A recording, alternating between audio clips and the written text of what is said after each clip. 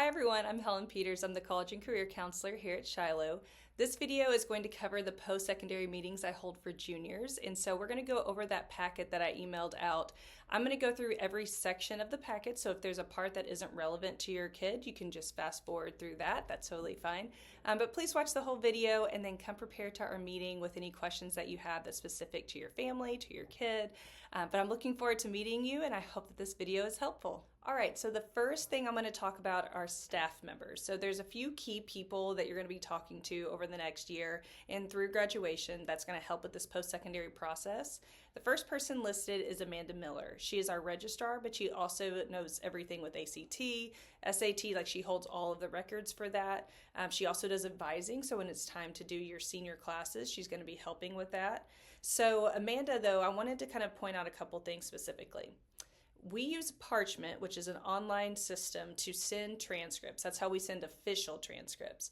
Amanda is the person who monitors that, so she has helped all the juniors create their accounts. They used an outside email, hopefully, to create that. And then whenever they're ready to apply for college, they'll use that Parchment account to send the transcript. So they'll request it through Parchment and Amanda will send it. So that's how you send an official transcript. And if you have questions with that, I'm sure she can answer it. I'm happy to answer those questions more too. But I just want everybody to remember that Parchment is how transcripts are sent. Okay, she's also over National Honor Society, so at the beginning of the year next year, she will email all the students, so not parents and students, just the students, a scholarship for National Honor Society, so keep your eye out for that. And let's see, she also helps with senior awards ceremony, and then she'll have unofficial test scores for your ACT and SAT. She also helps with the PSAT. So, okay, the next would be Rhonda Brown. Rhonda Brown is Student Services. She also helps with early college experience classes. So if you are taking college classes, she's who's going to help you with that. She'll also kind of help you, walk you through how to send your transcripts from whatever schools you're getting course credit for. She'll walk you through that process your senior year, or if you want to know a little earlier, you can, just depending on what you need. So, the reason I bring that up is because some colleges are going to want all colleges are going to want your all of your early college experience credits, because even though you get credit for it on your transcript from Shiloh, they want to see the college one because technically those credits come from the college, not just from Shiloh. So she'll help you with that. And then if you were doing I Think, Rhonda also helps with everything I Think.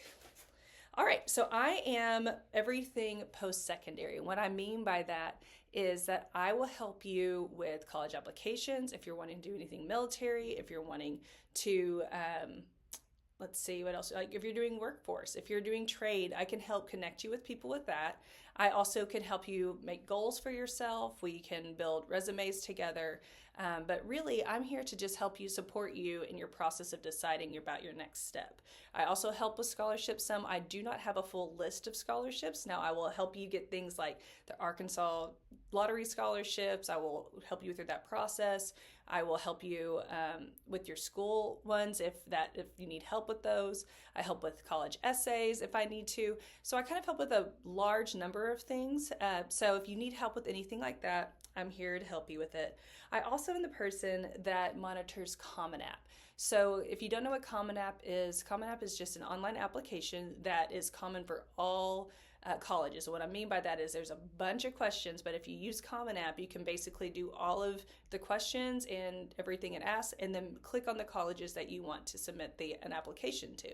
So it's really helpful, especially for people who are wanting to go, or maybe applying to 5 or more colleges, because it takes a long time to complete the application. So if you're not planning to apply to more than 1 or 2, you don't need to use Common App unless the school requires it. But for the most part, it's only if it's 5 or more. If you're applying to a bunch of out-of-state ones, that might be a reason to use Common App. But I'll monitor that, and usually I get notifications that you need a letter of recommendation, but every now and then a student will have to let me know. That's totally fine. Just let me know on that. So speaking of letters of recommendation, I will also help with that. I'm not the only person that needs to do it. Sometimes they prefer teachers or someone else that might know your student better. But I'm always happy to do letters of recommendation. I just ask that you provide an academic resume so that I can give a full picture of who your student is. And we'll talk more about academic resumes in a minute. Let's talk about standardized testing. So one test that's really important for juniors is the PSAT. So we take that every fall. I believe we take it in October, and it is we take it as one of our standardized tests that we have to do every year anyway. But the reason we chose the PSAT as our standardized test is because it gives students the opportunity to be entered into national merit. That's a scholarship opportunity that if you score high enough, you can go and try to compete in the national merit competition as a senior. And then if you were to become a finalist in national merit, that is going to provide and open a lot of doors for you, but provide a lot of scholarship opportunities. So if you're interested in that, be sure to talk to me about it. National merit is a great opportunity for our juniors, but the only way you can qualify is by taking the PSAT. So you do have to do well in that your junior year. Okay, so now ACT and SAT. So most colleges take both. I have not run into a college yet that won't take an ACT or SAT. It's kind of different from when I was growing up, where some schools only took SAT while others only took ACT. Well, they've created an index that allows you to you can take either now. So they can see the score, and they could say, like, if their school wants the SAT score, they can say this ACT matches this SAT score. So whichever one you're comfortable with, you can do that. Sometimes some students do better with the SAT just because you have a little bit more time per question. So that might be something to consider, especially if you're taking the ACT and you can't quite finish a section, right? I also get questions about does the ACT really matter anymore, because the school, like when I'm applying, they're saying that the school is test optional. That can be a little misleading. Yes, it is test optional, and that maybe you'll get accepted without an ACT score, but just based on your GPA and your application. But whenever you go to get put into classes, they will still ask you for an ACT or SAT score. And the reason for that is because they're seeing if you qualify to go into a class without a support class added. And a support class is basically, at most colleges, it's like an extra hour of tutoring. But that does mean that that is an additional cost. It makes the class more expensive. It can mess up a little bit your schedule, because it's a 4-hour class instead of a 3-hour class. And usually scholarships don't cover support classes because it doesn't go towards your degree plan. It'll still cover maybe the portion of the class that is the college algebra, but that support hour you would have to pay out of pocket. So those are just some reasons to really try to shoot for that 21. A lot of universities like that 21. Some take the 19, but many like the 21 on there. So let's see, what else would be important with that?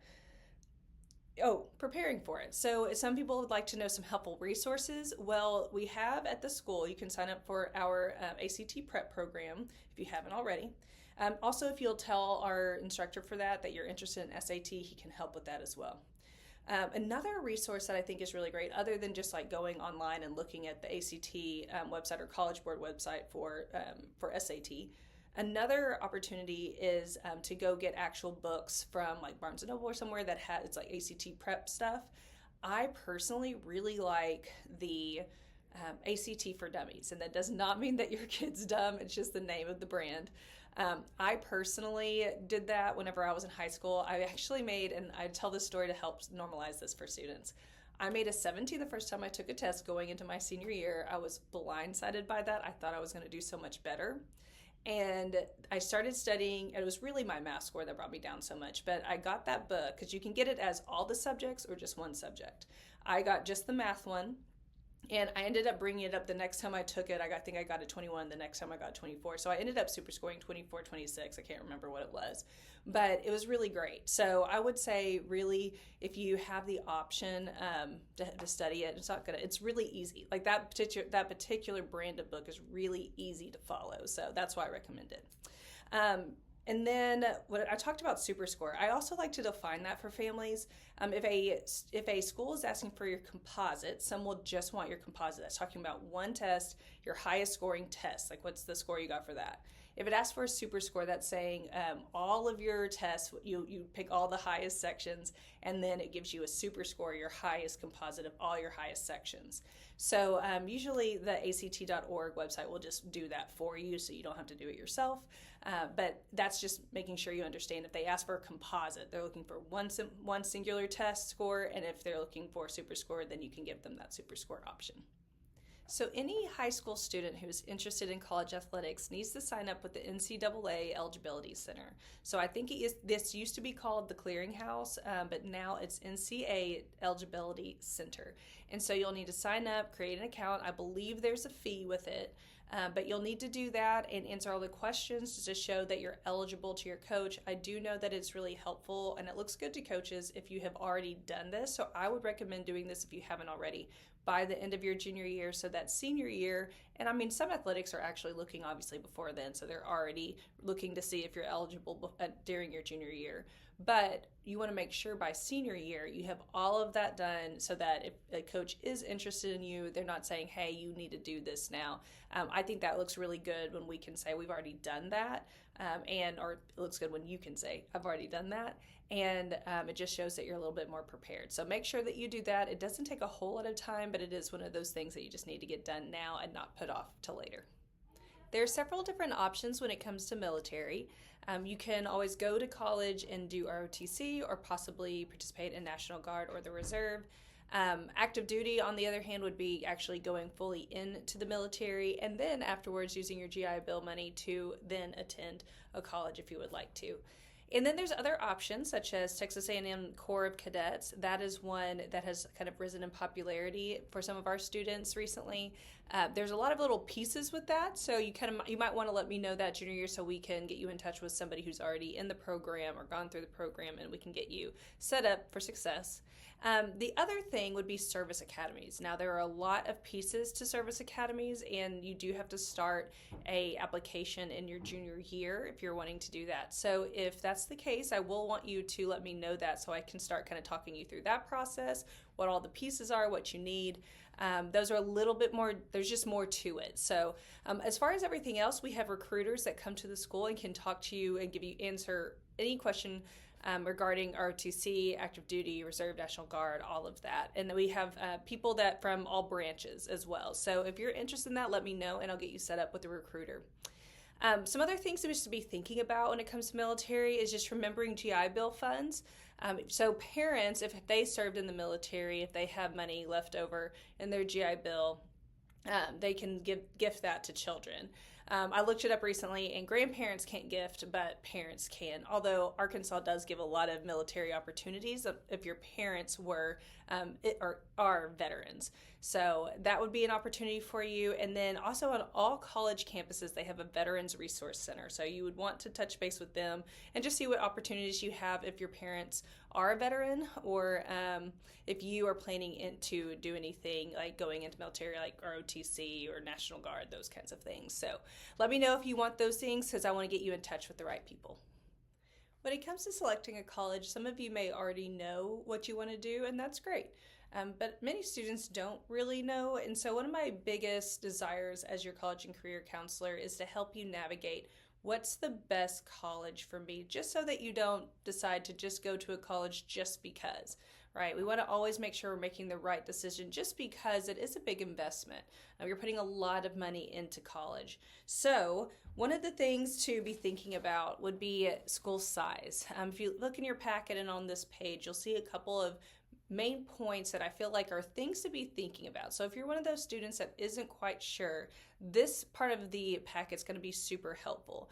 Size is really important when it comes to college because you want to think about the kind of dynamic you want to feel on campus. Smaller colleges have the opportunity to be maybe more well-known, knowing your professors, having more opportunities to do things on campus, while bigger colleges are going to have that big university feel. You may not know your professors as well, and you may be in 300-person classes your freshman and sophomore year, but eventually you'd probably get into the smaller classes as a upperclassman, and you definitely are going to have that big campus feel. There are plenty of small schools that still have that really fun student environment. So if you're only going to a big school because of the environment, I do think that there's some smaller schools out there that you could definitely get that same feel from. Not that it's bad to go to a bigger school. I went to the U of A. I get it. I had a great experience. I'm not saying it's bad, but I do like students to consider class size. Okay, so another part that I think is important is kind of ranking from least to greatest. Your academics, what matters most, right? Like the spiritual culture, is that a big deal to you? Is academics a big deal? Location, social life, athletics, diversity. You can make your own list of things, but it is important to look at what is most important to me. So that way, when you're doing college visits, you're able to say, okay, does this school have my top three? Do I like what these things are? And because if you go into it not really thinking about that, then you're kind of just going in blind. So I think that's a great way to get your thoughts in order, is what is the most important. Another thing to consider, are you wanting to go in and out or out of state? Does that matter to you? Do you want it to be a faith-based institution, or can it be private, right, without being Christian, or can it be a public school? Either one's, like, all of those options are fine. You just want to think about why you want that choice. And then for some students, it might be great to think about doing a 2-year and then go to a 4-year, or just a 2-year, especially if you're thinking trade. That's a great option. There's lots of different options with like pairing a trade with a degree, which is awesome. Or do I want to just go 4 years because I've already done a lot of college credit already? That's what I want to do. Let's see. Also, another thing that people don't always think about is, do they have the major you want? If you not every student's going to know, but if you know the major you want, you don't want to decide on a college and then get there and come to find out, oh, they don't even have the major I'm really wanting to go into. So that's another thing. You want to double check, do they have the major? And then I also gave some other options. Like I was talking about a second ago, trade. There are different ways or routes that you can do trade. So you can go just strictly to like a trade school, but many of the 2-year colleges are pairing with trade schools to get you a degree along with your trade. And I think that's really helpful because, if you're going to do a trade, you're probably going to own your own business. You need to understand how to manage your finances, how to market yourself, how to do those things. So potentially getting an associate's in business might be helpful. So that would be a great option for you. Military, I would just think that you want to think about, am I going directly in to the military, and once I do, am I wanting to do college? Sometimes they have the option to do it online or on base or whatever. If you're actually an active duty member, or am I wanting to go somewhere near a base that I'm wanting to be associated with? There's lots of thoughts to be thinking about that. So it kind of just is based on what type of military, the branch, all of that you're wanting to do. And then, do I want to go directly into workforce? And I'm not saying that's bad, or do I want to take a gap year? If that is you, I just want to talk with you about what your options are. Why is this what you're wanting to do? Again, not bad. I just want to know and hear your plan for what you're going to do with that. Which brings us to the topic of majors. So it is absolutely fine if you are undecided. Many students don't know what they want to do. I mean, sure, there's some that, yes, you've always known and this is your dream and this is what you're going for. But many juniors have no idea, and that's okay. I think that's why we go to college, we visit colleges, we ask questions. I also have provided a few personality tests, like a personality test and a majors quiz for you. I really like the majors quiz because I think it helps connect how a major then leads to a career. So if you want to talk about I'm happy to discuss like what your personality trait type you got. I'm happy to talk about your majors. The majors that you received. I think that would be a great starting point, especially if you aren't sure what you want to do. So the next thing with majors is job shadowing. So if you don't know what you want to do, or maybe you're between a few things, one of the best things I think you can do is job shadow. And so you do get excused absences to do that. So every semester you get 2 excused absences for college visits. We also allow job shadows to be part of that. So if you want to do that, just let me know and we'll have you fill something out and you can submit that to the front desk, and then you can job shadow and see if that works for you. I actually did a job shadow as a graduate student, and it changed the whole course of my career because I realized I didn't want to do the thing that I thought I wanted to do, and I switched. So I think they're very helpful, and I would definitely recommend trying it. This next section is about getting information about your college, and that also encompasses college visits. So one of the best programs websites that I've found is the Integrated Post-Secondary Data System. And so the U.S. Department of Education created this website basically just to help people find clear-cut information about universities. So it's every single college in the U.S. that's accredited, which you wouldn't want to go to a college if it wasn't accredited anyway. But all the accredited colleges have to send in their yearly statements as far as like how are their yearly data, as far as like how much does it cost to go there, how much are books, living expenses, Also, they have to do things like student success scores, retention.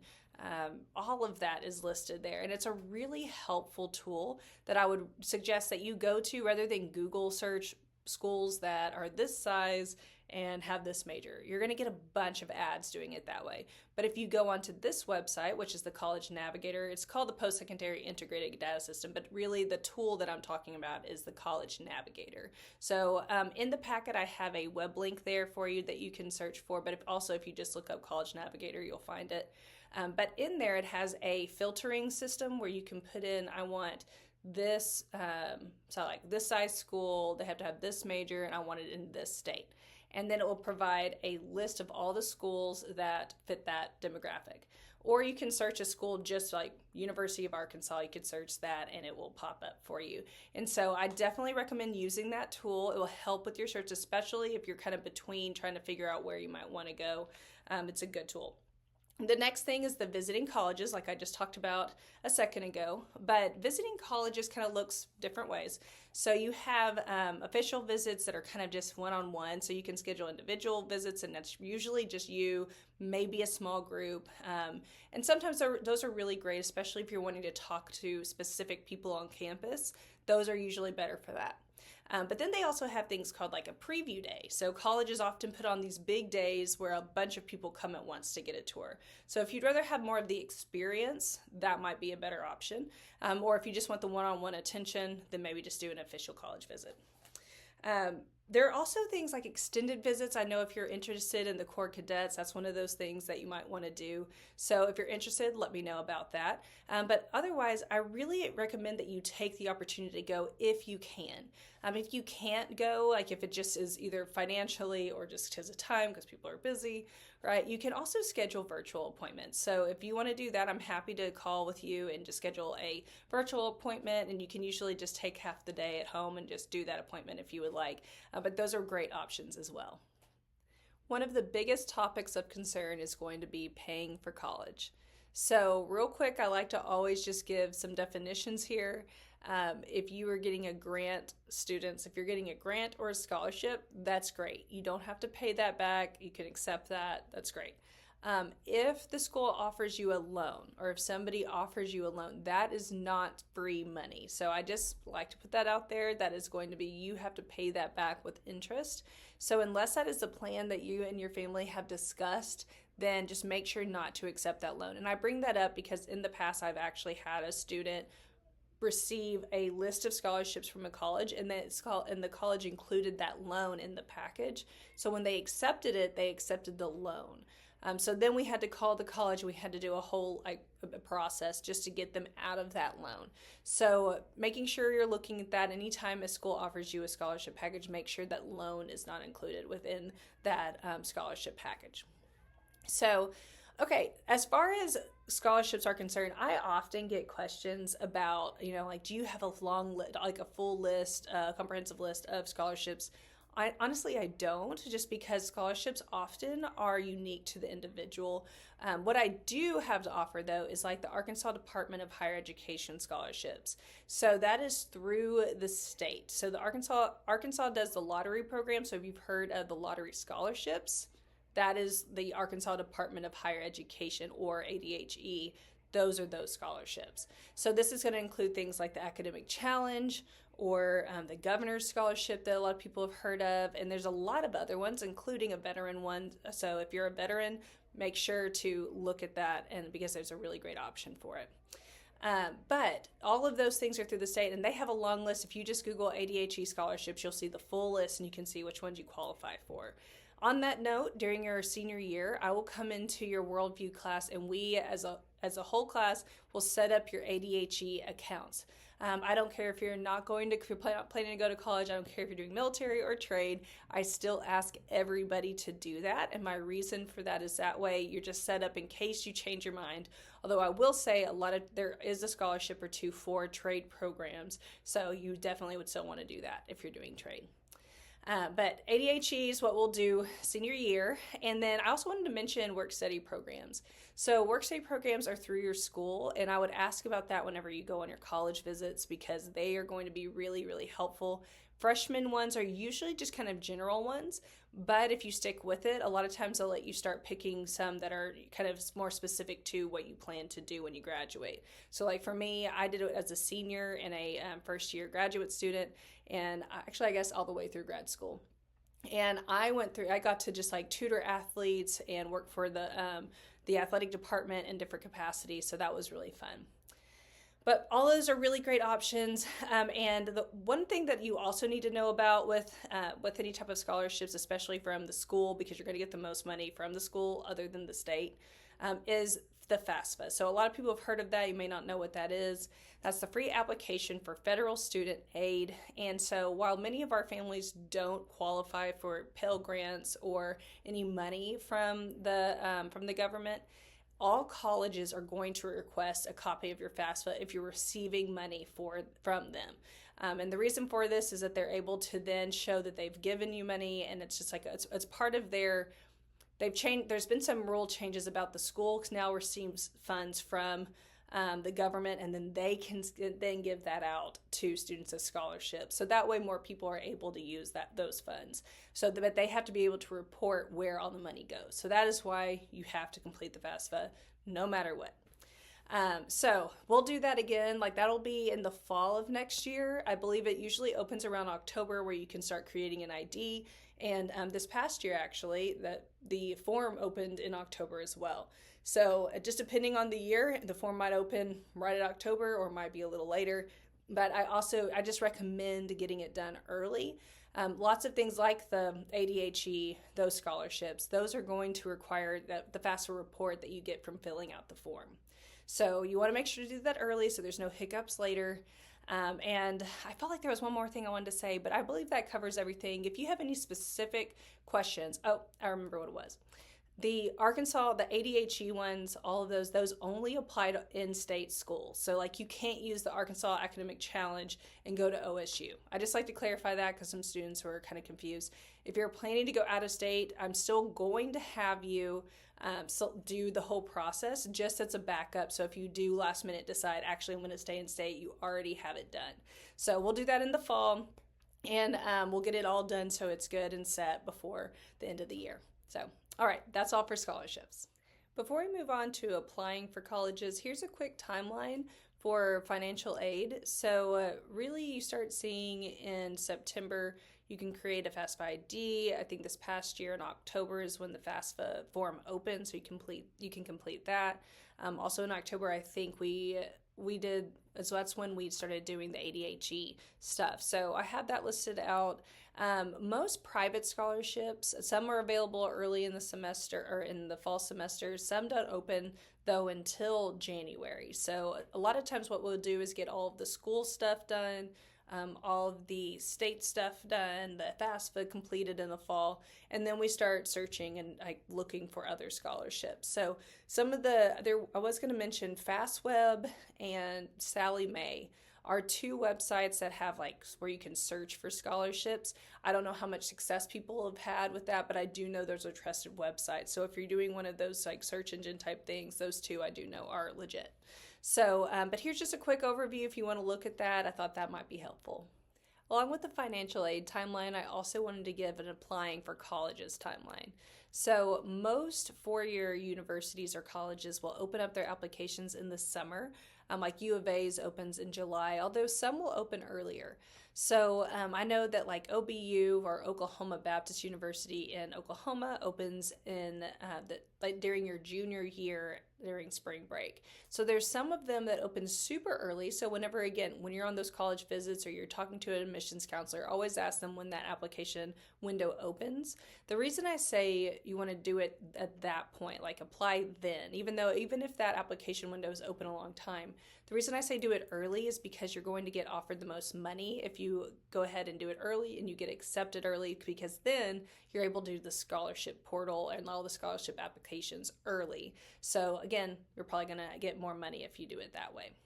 So 2 years are usually okay to be pushed back until the spring of your senior year. Every now and then that might look a little different, but as far as I've seen, most of the time you can wait until the spring to do that. And so I just wanted to make sure that you clarify that you should look and see when the scholarship, not scholarship, but when the application windows open and try to get it done as early as possible. Okay, so then we see Common App again. I think I mentioned it earlier, but I'll just kind of mention it again here. Common App is an online application system that you can use to apply basically to any college. Again, like if you're only applying to Ouachita Baptist or UCA, it might just be easier just to go directly to their websites and apply. However, if you're applying to a lot of out-of-state colleges or over 5 colleges in general, it might be helpful to do the Common App because while Common App takes a while to complete, it probably takes less time than doing 5 or more applications to all these different colleges. And at least this way you do it all in one spot and you can just click which schools you want. So Common App's really helpful. Again, if you need help with that, let me know. Some students had some questions and I think I found like a Common App Q&A type document, so I'm happy to share that with you. We've already covered Parchment, but I just wanted to bring it up again here. You're going to need your Parchment account to send transcripts to the universities that you apply for. So make sure that you remember that the email you signed up with, and you can always practice by sending yourself one, a transcript to yourself if you would like. But if the school is asking for an official transcript, you'll need to use Parchment to do that. Okay, so I also wanted just to stop here and talk about academic resumes and letters of recommendation. So academic resumes are really important for this portion of applying for colleges and also doing scholarships. So a lot of scholarships will ask, okay, what all service have you done? What leadership have you shown? What awards have you received? They'll just want a big list of all those things. If you can start now, and hopefully you've started since you're in 9th grade, but if you haven't, start now and create a document that lists every single thing you've done. So attached to probably the email that I'll send this video with, I will have, and if not, if you're watching this at a different time, you can just email me and I'll send it. But I have a blank resume example or document, and then I can send you an example as well. I'm happy to do that, previous students and what they've done.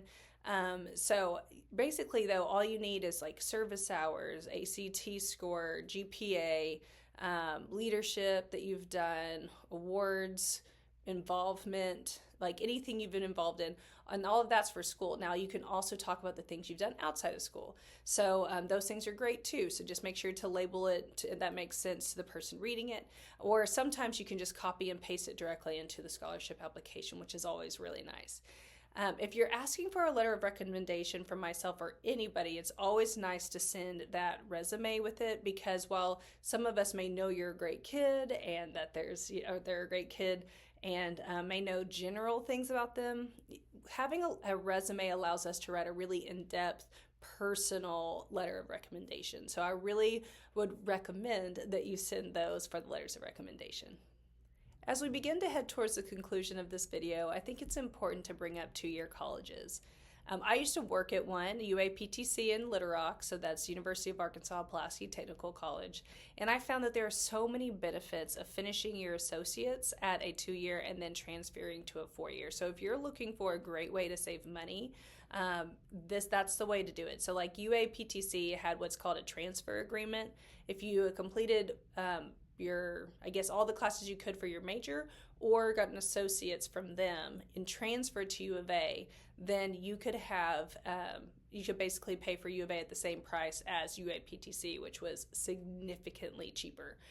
There's other schools that have that same kind of transfer agreement with different schools. So if that's an option for you, maybe look into that if you're really thinking about being, just wise about how you save money and how you can navigate paying for college. I know some people, they just want to jump into that 4-year experience, and I totally get that. Neither way is wrong. I'm just saying if you're trying to figure out a way that's like a really great way to start paying for college at a lower price, 2-year colleges are really great for that.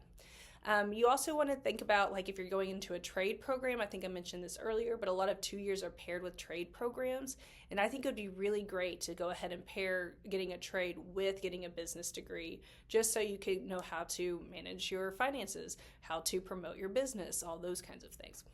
So if you have any questions on this, honestly, ask me about it. I love talking about the 2-year agreements and all of those things that you can do. So I'll leave that here, but just wanted to make sure I kind of made a space for that in our conversation as well. Around the mid-year point of your junior year, you're going to start needing to thinking about your senior year course selection.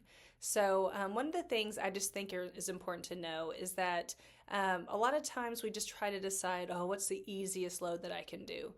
I would just make sure to consider your post-secondary goals whenever you're selecting your senior year classes. There's lots of things to consider, and if you aren't really sure what would be best, I would really highly recommend you asking Miss Miller or Miss Brown, Miss Rhonda Brown, what are the classes that would best meet the goals that I have for myself? I also want to just encourage you, keep up the hard work really hard, get good grades, because while we don't necessarily rank our students, we don't provide a rank, we can tell colleges if you're in the top 10%. And I will say a lot of scholarships, military programs, all that will ask me, was this student in one of the hardest course loads? Were they top 10 of their class? Would you say that they worked really hard academically based on the schedules of other students? So that is something that people consider. So I do want to tell you that, just so whenever you're thinking about your senior class selection, that you're being wise about it. All right, you finally reached the end of this video. I hope it was very informative and helped you and maybe spurred some more questions that you want to ask. But I just want to leave you with a few next steps. So if you haven't taken the ACT or SAT yet, I would absolutely sign up for that as soon as possible. You don't want to get in at an issue where you're waiting till senior year, you're needing to submit it, and you're having to rush and you just don't get as high of a score as you would like. If you haven't started, get started on that. If you have taken it, take it again. I know that you don't want to hear that, and maybe it's like, oh, I hate standardized tests, but it's the only time in your life you're going to have to do it. And the better the score, the more opportunities you have for getting scholarships and other opportunities. So I would just make sure that you do that, and then write down your post-secondary options. What are you wanting to do? If you're not really sure, I would say this is the year to really be brainstorming, to write it down, to try to figure out not every single plan, not exactly everything, but at least have a kind of a clear direction for what you're planning to do, whether you want to do military or not, or if you want to go to college. If so, what kind of things do I need to do? What am I hoping to do with that? So write down your plans and your goals. If you're planning to go to college, write down your top 5. Even if you're like, I only want to go to this one school, maybe consider some other schools too, because you never know. You might apply it to all the 3 schools, and one might give you, the one that maybe wasn't your top, give you a really great scholarship package. So just make sure that you're looking at a couple of different schools, even if you're pretty dead set on one. It's just wise to look at a couple. And then visit colleges in person if you can, and if you can't, schedule virtual appointments. Ask, and a lot of schools will do it for you. So I really highly recommend that, just not going into something like choosing a school blind, but getting an opportunity to see it, even if you can't travel there. Okay, if you haven't done the academic resume, get started on it now and keep up with it throughout senior year. And then get involved with that academic resume. If you're looking at it and you're like, man, it looks a little sparse, get involved. Do things that you're passionate about. Volunteer, do something. And I wouldn't just volunteer anywhere. What's something you really care about? Volunteer, do things on campus, help doing things for no other reason to build that academic resume. But either way, I think it's going to help you be an amazing leader if you get involved. So again, I hope this was helpful, and I'm looking forward to meeting with you.